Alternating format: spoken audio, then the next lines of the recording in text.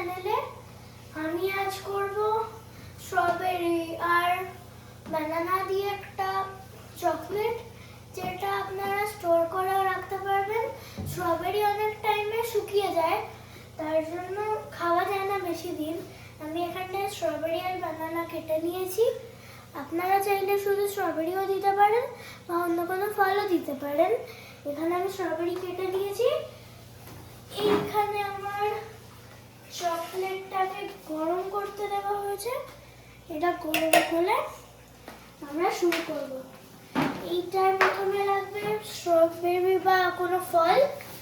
ওইটাকে ভালো করে কেটে ধুয়ে নিতে হবে।